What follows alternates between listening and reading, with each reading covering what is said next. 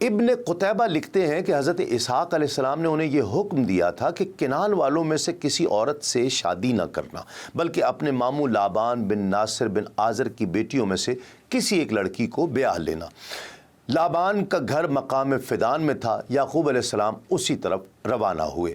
حضرت یعقوب علیہ السلام اس رات اور دوسرے دن چلتے رہے اور پھر رات کے کسی پہر ایک گاؤں کے باہر جنگل میں ایک پتھر کو تکیے کی جگہ سر کے نیچے رکھ کر سو گئے۔ کتاب المعارف میں لکھا ہے کہ وہ خواب میں دیکھتے ہیں کہ آسمان سے زمین تک ایک سیڑھی لگی ہوئی ہے جس سے فرشتے اوپر اور نیچے چڑھ اور اتر رہے ہیں۔ اسی دوران اللہ رب العزت نے حضرت یعقوب علیہ السلام سے مخاطب ہوتے ہوئے فرمایا کہ میں ہی اللہ ہوں، میرے سوا کوئی معبود قابل پرستش نہیں، میں تیرا اور تیرے باپ دادا کا خدا ہوں، میں نے تجھ کو اور تیرے بعد تیری اولاد کو ارض مقدس کا وارث بنایا، تجھ میں اور تیری نسل میں برکت دی، تمہارے گھرانے میں کتاب اور حکمت و نبوت عطا کی، میں تمہارے ساتھ اور تمہارا محافظ رہوں گا یہاں تک کہ تمہیں اسی مقام پر پھر لاؤں گا، تم اس جگہ ایسا گھر بنانا جس میں میری عبادت کرو اور تمہاری ذریت بھی اسی گھر میں عبادت کرے گی، وہ گھر بیت المقدس ہے۔ قصص الانبیاء میں ہے کہ حضرت یعقوب علیہ السلام طویل سفر کے بعد حران میں اپنے ماموں کے پاس پہنچ گئے۔ ماموں بھانجے کو دیکھ کر بے حد خوش ہوئے اور ان کی خوب خاطر مدارت کی۔ علامہ ابن کثیر لکھتے ہیں جب حضرت یعقوب علیہ السلام حران کے علاقے میں اپنے ماموں کے پاس پہنچے تو دیکھا کہ ان کی 2 بیٹیاں ہیں، بڑی کا نام لیا تھا اور چھوٹی کا نام راحیل، جو زیادہ خوش شکل تھی۔ یعقوب علیہ السلام نے اس کا رشتہ طلب کیا تو اس کے والد نے یہ مطالبہ اس شرط پر منظور کر لیا کہ آپ 7 سال تک اس کی بکریاں چرائیں۔ جب یہ مدت پوری ہو گئی تو لابان نے لوگوں کو جمع کیا اور کھانا کھلایا۔ رات کو اپنی بڑی بیٹی لیا کو یعقوب علیہ السلام کے پاس بھیج دیا، اس کی آنکھیں چندھی تھیں۔ صبح ہوئی تو یعقوب علیہ السلام کو معلوم ہوا کہ انہوں نے لیا کے ساتھ رات گزاری ہے، تو انہوں نے اپنے ماموں سے کہا میں نے تو آپ سے راحیل کا رشتہ مانگا تھا۔ اس نے کہا ہمارے ہاں یہ رواج نہیں کہ بڑی سے پہلے چھوٹی کی شادی کر دیں، اگر تم راحیل سے نکاح کرنا چاہتے ہو تو 7 سال مزید میری خدمت کرو، میں اس کا نکاح بھی تم سے کر دوں گا۔ آپ نے 7 سال مزید خدمت کی، تب ان کا نکاح راحیل سے بھی ہو گیا۔ ان کی شریعت میں یہ جائز تھا کہ ایک شخص 2 بہنوں کو بیک وقت نکاح میں رکھے، پھر تورات میں اس سے منع کر دیا گیا۔ امام خازن رحمۃ اللہ علیہ کے مطابق حضرت یعقوب علیہ السلام کی پہلی بیوی لیا سے آپ کے 6 فرزند روبیل، شمون، لاوی، یہوذا یا یہودا، زبولون اور یشجر، جبکہ 4 بیٹے دان، نفتالی، حاز اور عاشر دوسری 2 بیویوں زلفہ اور بلہا سے پیدا ہوئے۔ لیا کے انتقال کے بعد حضرت یعقوب علیہ السلام نے ان کی بہن راحیل سے نکاح فرمایا۔ ان سے 2 فرزند حضرت یوسف علیہ السلام اور بنیامین پیدا ہوئے۔ حضرت یعقوب علیہ السلام کے ان 12 بیٹوں کو قرآن مجید میں اسبات کہا گیا ہے۔ ان 12 بیٹوں میں سے 11 عراق میں پیدا ہوئے اور ایک بیٹے بنیامین کی پیدائش کنعان فلسطین میں ہوئی۔ حضرت یعقوب علیہ السلام نے 20 برس تک ماموں کے گھر قیام فرمایا، پھر انہیں اللہ رب العزت کی جانب سے واپس ارض کنعان جانے کا حکم ملا تو انہوں نے اپنے اہل و عیال کے ساتھ حران سے واپس جانے کی تیاری شروع کر دی۔ بیٹیوں اور ان کے بچوں سے جدائی کے سبب ماموں اداس و غمگین ہو گئے۔ انہوں نے حضرت یعقوب علیہ السلام کو روکنے کی کوشش کی، لیکن وہ تو حکم الہی کے پابند تھے۔ قصص الانبیاء میں ہے کہ جب حضرت یعقوب علیہ السلام نے اپنے ماموں سے اپنے گھر جانے کی درخواست کی تو انہوں نے کہا کہ مجھے تیری وجہ سے برکت حاصل ہوئی ہے، اس لیے میرے مال سے جو کچھ چاہے طلب کر لے۔ آپ نے فرمایا تو مجھے بکریوں سے اس سال پیدا ہونے والے وہ بچے دے دینا جو پتلے ہوں، جو بھیڑ کا بچہ سفید ہو لیکن اس کے رنگ میں سیاہی بھی ہو، اور جو سیاہ ہو لیکن اس میں سفیدی بھی ہو، اور بکریوں میں سے جو بے سینگ اور سفید ہو۔ اس نے کہا ٹھیک ہے، اس کے بیٹوں نے اپنے باپ کے ریوڑ میں سے اس قسم کے بکرے الگ کر دیے۔ اس طرح حضرت یعقوب علیہ السلام کے پاس بہت سی بکریاں، اونٹ، گدھے اور غلام وغیرہ ہو گئے۔ تب یعقوب علیہ السلام نے محسوس کیا کہ آپ کے ماموں اور ماموں کے بیٹوں کا رویہ بدل گیا ہے اور وہ آپ سے حسد کرنے لگے ہیں۔ اللہ رب العزت نے حضرت یعقوب علیہ السلام کو وحی کے ذریعے حکم دیا کہ اپنے باپ دادا کے علاقے میں واپس چلے جائیں۔ انہوں نے اپنے بیوی بچوں کو بتایا تو وہ فوراً تیار ہو گئے۔ آپ اپنے بیوی بچوں اور جانوروں کو لے کر چل پڑے۔ جب وہ لوگ اپنے علاقے میں پہنچے تو پیچھے سے لابان اور ان کی قوم کے افراد بھی آ پہنچے۔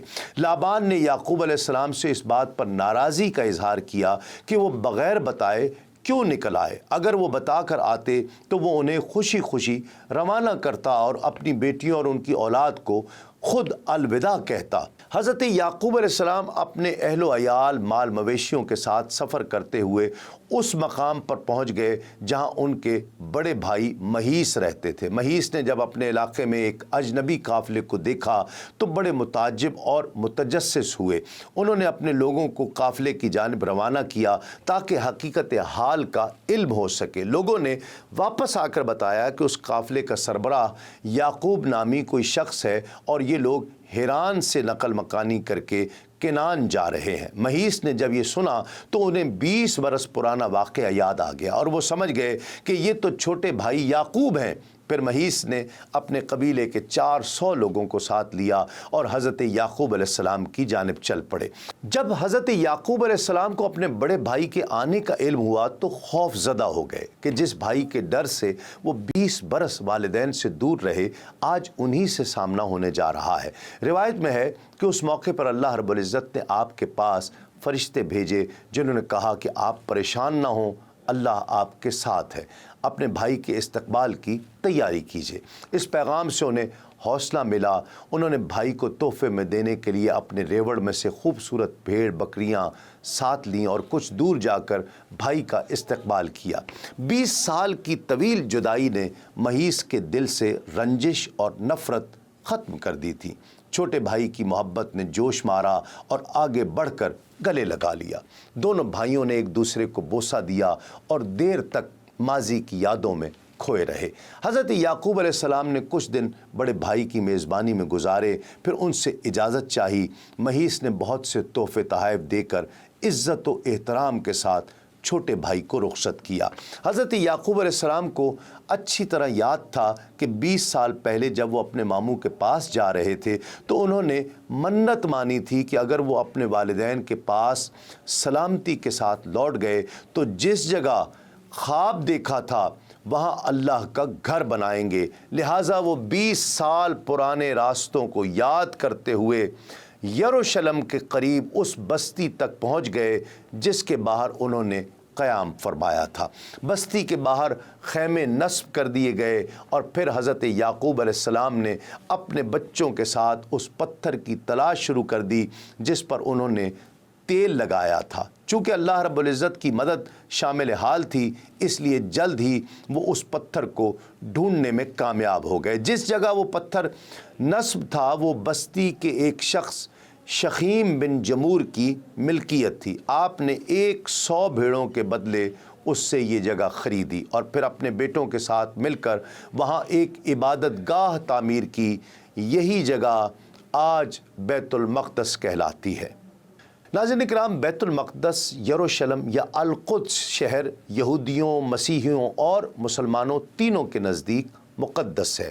یہاں حضرت سلیمان علیہ السلام کا تعمیر کردہ معبد ہے جو بنی اسرائیل کے نبیوں کا قبلہ تھا اور اسی شہر سے ان کی تاریخ وابستہ ہے۔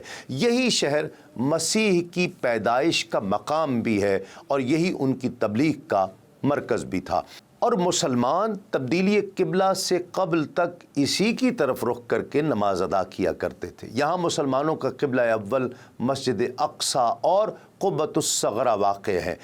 مکہ مکرمہ سے بیت المقدس کا فاصلہ تقریباً 1300 کلومیٹر ہے۔ بیت اللحم اور الخلیل اس کے جنوب میں اور رام اللہ شمال میں واقع ہے۔ آزاد دائرۃ المعارف کے مطابق پہلی صدی قبل مسیح میں جب رومیوں نے یروشلم پر قبضہ کیا تو انہوں نے اسے ایلیا کا نام دیا تھا۔ بیت المقدس پہاڑیوں پر آباد ہے اور انہی میں سے ایک پہاڑی کا نام کوہ سیہون ہے جس پر مسجد اقصیٰ اور قبۃ الصغریٰ واقع ہے۔ یہاں سب سے پہلے حضرت ابراہیم علیہ السلام اور ان کے بھتیجے لوط علیہ السلام نے عراق سے بیت المقدس کی طرف ہجرت کی تھی۔ سن 620 عیسوی میں حضور نبی کریم صلی اللہ علیہ وآلہ وسلم جبریل امین کے ساتھ مکہ سے بیت المقدس پہنچے اور پھر معراج آسمانی کے لیے تشریف لے گئے۔ حضرت یعقوب علیہ السلام نے وحی الہی کے مطابق یہاں مسجد اقصیٰ کی بنیاد رکھی جس کی وجہ سے بیت المقدس آباد ہوا۔ پھر 961 قبل مسیح میں حضرت سلیمان علیہ السلام کے حکم سے مسجد اور شہر کی تعمیر اور تجدید کی گئی۔ اس لیے یہودی مسجد بیت المقدس کو ہیکل سلیمانی کہتے ہیں۔ ہیکل سلیمانی اور بیت المقدس کو 586 قبل مسیح میں شاہ باب العراق بخت نصر نے مسمار کر دیا تھا اور 1,00,000 یہودیوں کو غلام بنا کر اپنے ساتھ عراق لے گیا تھا۔ بیت المقدس کے اس دور بربادی میں حضرت عزیر علیہ السلام کا وہاں سے گزر ہوا۔ انہوں نے اس شہر کو ویران پایا تو تعجب ظاہر کیا، کیا یہ شہر پھر کبھی آباد ہوگا؟ اس پر اللہ رب العزت نے انہیں موت دے دی اور جب وہ 100 سال بعد اٹھائے گئے تو یہ دیکھ کر حیران ہوئے کہ بیت المقدس پھر آباد اور پر رونق شہر بن چکا تھا۔ بخت نصر کے بعد 539 قبل مسیح میں شہنشاہ فارس روش کبیر نے بابل فتح کر کے بنی اسرائیل کو واپس جانے کی اجازت دے دی۔ یہودی حکمران ہیرود اعظم کے زمانے میں یہودیوں نے بیت المقدس شہر اور ہیکل سلیمانی پھر تعمیر کر لیے۔ یروشلم پر دوسری تباہی رومیوں کے دور میں نازل ہوئی۔ رومی جرنیل ٹائٹس نے 70 عیسوی میں یروشلم اور ہیکل سلیمانی دونوں مسمار کر دیے۔ 137 قبل مسیح میں رومی شہنشاہ ہیڈرین نے شوریدہ سر یہودیوں کو بیت المقدس اور فلسطین سے جلا وطن کر دیا۔ 4 صدی عیسوی میں رومیوں نے مسیحیت قبول کر لی اور بیت المقدس میں گرجے تعمیر کیے۔ جب 2 ہجری میں نبی کریم صلی اللہ علیہ وآلہ وسلم معراج کو جاتے ہوئے بیت المقدس پہنچے تو اس وقت تک بیت المقدس ہی مسلمانوں کا قبلہ تھا، یہاں تک کہ حکم الہی کے مطابق کعبۃ اللہ کو قبلہ قرار دے دیا گیا۔ 17 ہجری یعنی 639 عیسوی میں عہد فاروقی میں عیسائیوں سے ایک معاہدے کے تحت بیت المقدس پر مسلمانوں کا قبضہ ہو گیا۔ خلیفہ عبد الملک کے عہد میں یہاں مسجد اقصیٰ کی تعمیر عمل میں آئی اور صخرہ معراج پر قبۃ الصخرہ بنایا گیا۔ 1099 عیسوی میں پہلی صلیبی جنگ کے موقع پر یورپین صلیبیوں نے بیت المقدس پر قبضہ کر کے 70,000 مسلمانوں کو شہید کر دیا۔ پھر اس کے بعد سن 1187 عیسوی میں سلطان صلاح الدین ایوبی نے بیت المقدس کو عیسائیوں کے قبضے سے چھڑایا۔ بیت المقدس میں قیام کے دوران حضرت یوسف علیہ السلام کی والدہ حضرت راحیل کے یہاں دوسرے بیٹے بن یامین کی پیدائش ہوئی، لیکن دوران زچگی وہ انتقال کر گئیں۔ حضرت یعقوب علیہ السلام نے انہیں بیت اللحم میں سپرد خاک کیا اور قبر کے سرہانے نشانی کے طور پر ایک پتھر گاڑ دیا۔ حضرت یعقوب علیہ السلام کو ان سے بہت محبت تھی۔ ان کے انتقال سے انہیں سخت صدمہ پہنچا اور وہ بیت المقدس کی سکونت ترک کر کے اپنے والد کے پاس حبرون چلے آئے۔ یہ وہی جگہ ہے جہاں آپ کے دادا حضرت ابراہیم علیہ السلام بھی سکونت پذیر رہے۔ اسی دوران بڑے بھائی مہیس بھی وہاں پہنچ چکے تھے۔ حضرت اسحاق علیہ السلام نے دونوں بیٹوں کی موجودگی میں 180 سال کی عمر میں وفات پائی۔ دین اسلام کے مختلف امور سے آگہی کے لیے ابھی سنو نیوز کا یوٹیوب چینل سبسکرائب کیجئے اور بیل آئیکن کا بٹن ضرور پریس کیجئے۔